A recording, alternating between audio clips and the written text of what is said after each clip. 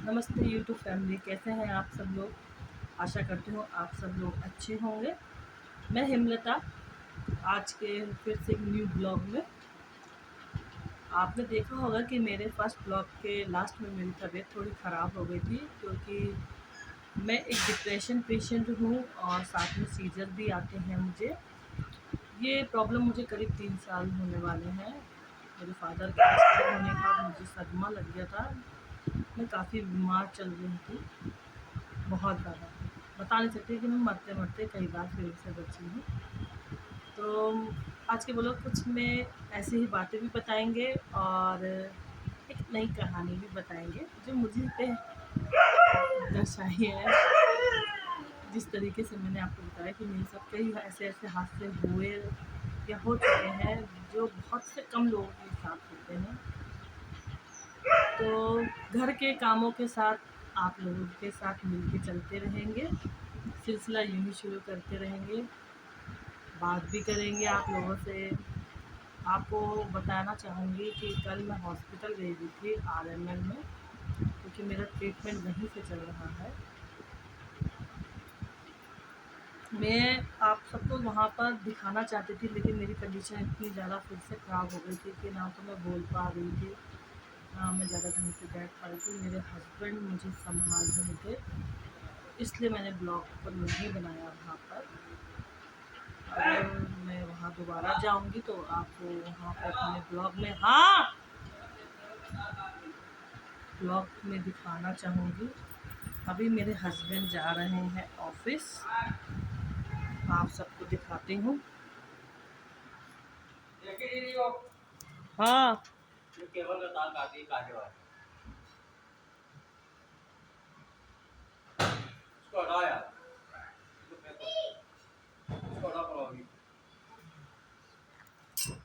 आप सबने देखा मेरे नीचे मेरे हस्बैंड हैं, ऑफिस जा रहे हैं।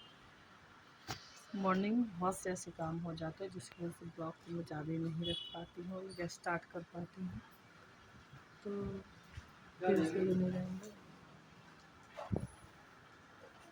आइए हम सब लोग नाश्ता करने जा रहे हैं। साबूदाने के पापड़ और ये रही चाय। चाय के साथ करते हैं नाश्ता और फिर घर के कामों के साथ बनाते रहेंगे ब्लॉग अपना। चलिए आइए नाश्ता कर लीजिए मेरे साथ, जल्दी जल्दी आ जाइए। किस किस को साबूदाने के पापड़ पसंद है? मुझे तो बहुत पसंद है, और पापड़ों से ज़्यादा सबसे ज़्यादा मुझे साबूदाने के पापड़ अच्छे लगते हैं। मैंने कर लिया है नाश्ता। चलिए, अभी तो मैं फ्री हूँ तो आपको अपने से जुड़ी हुई एक और कहानी सुनाती हूँ। कहानी है हेमलता 15 दिन की है। अपनी पैदाइश होने के 15 दिन हो चुके हैं उसके। अब देखिए उसके 15 दिन के होने के बाद उसके साथ क्या हादसा होता है। हादसा कहें या चमत्कार, ये सब तो मुझे नहीं पता, लेकिन हो सकता है आप लोग मुझे ये चीज़ के बारे में बताएं।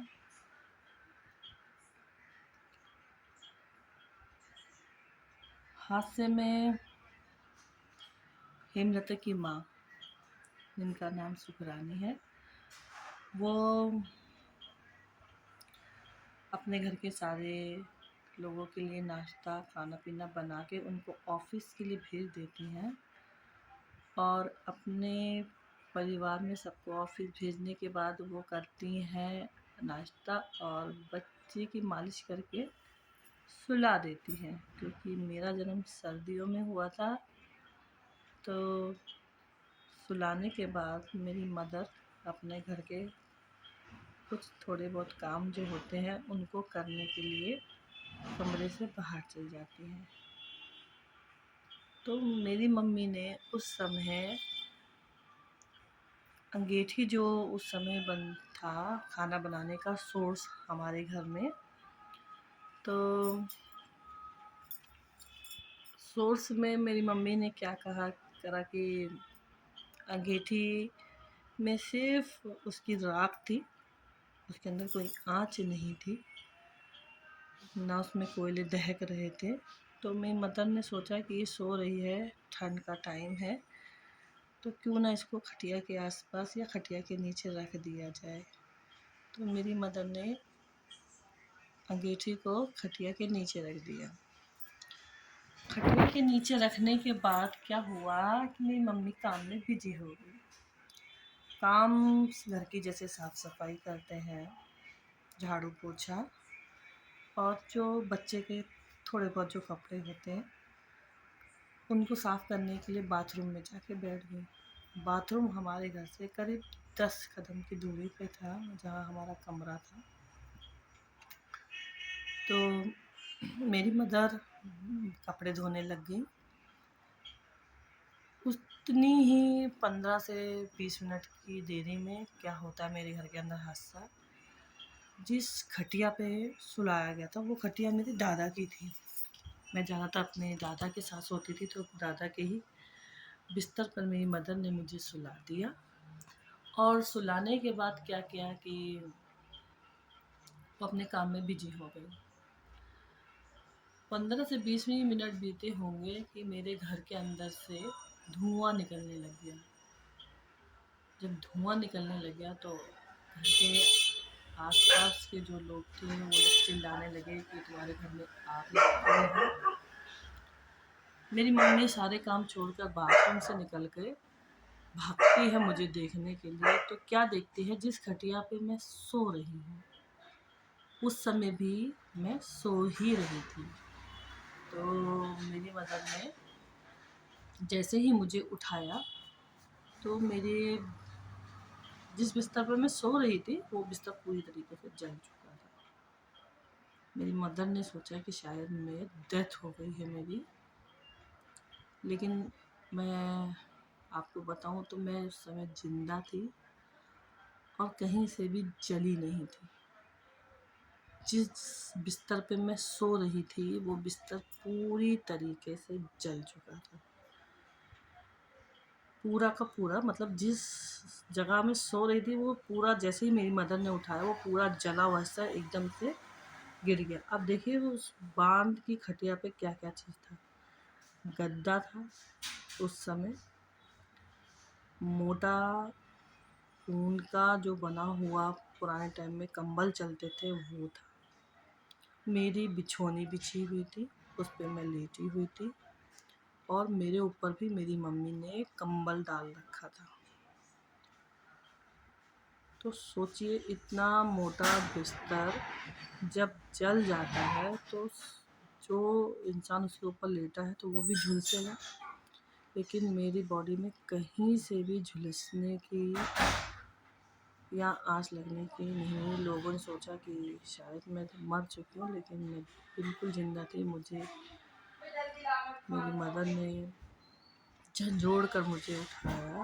मेरी मदर बोलती हैं, ना तो तेरे कपड़े जो पहन रखे थे यहाँ तक उसमें भी मुझे आँच आ गई थी, मेरे वो कपड़े जल चुके थे, लेकिन मैं कहीं से नहीं जली थी। जिस बिस्तर पर लेटी थी, जिस कंबल पर लेटी हुई थी, वो सब कुछ जल चुका था।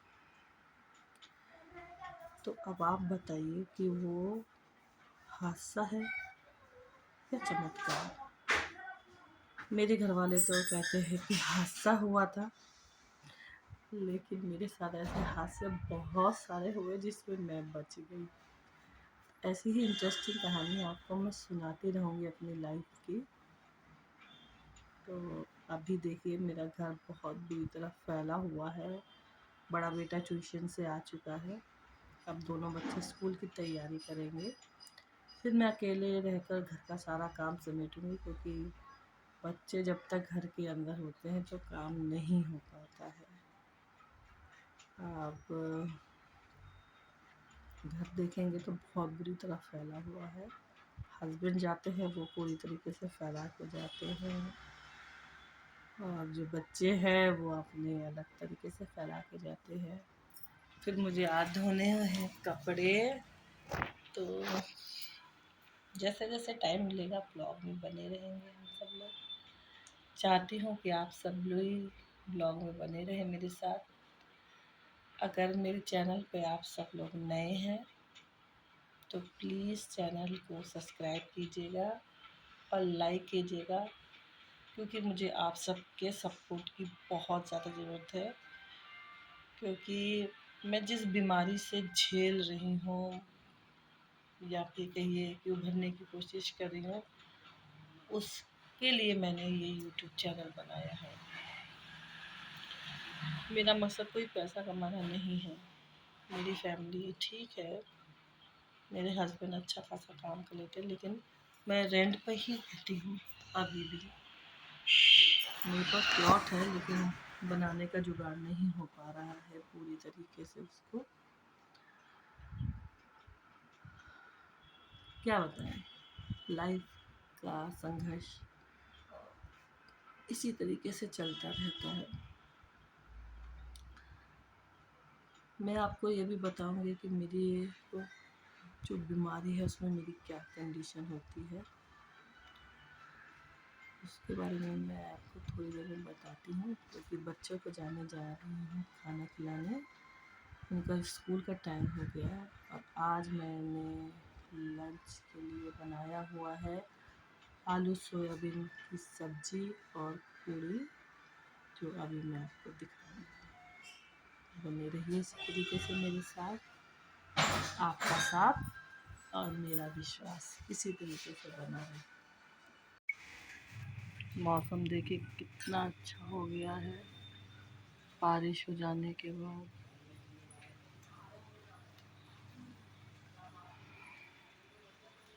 अभी भी बारिश हो रही है, देख सकते धीरे धीरे पानी की बूंदें गिर रही है।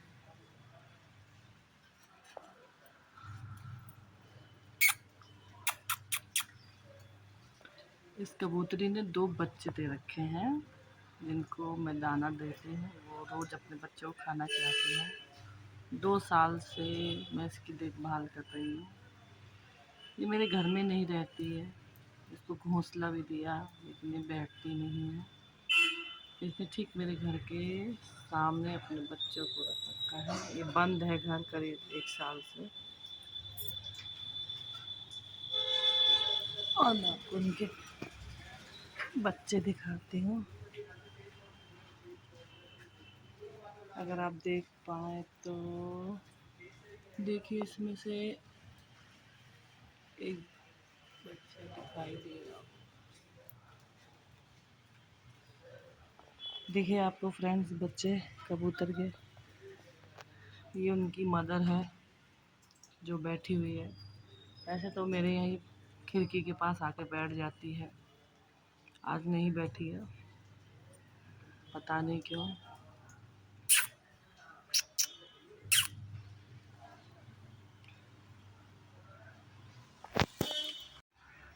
कहत कबीर सुनो भाई साधु, बात करूं मैं खरी। कहत कबीर सुनो भाई साधु, बात करूं मैं खरी। ये दुनिया 1 नंबरी तो मैं 10 नंबरी। ये दुनिया 1 नंबरी तो मैं 10 नंबरी।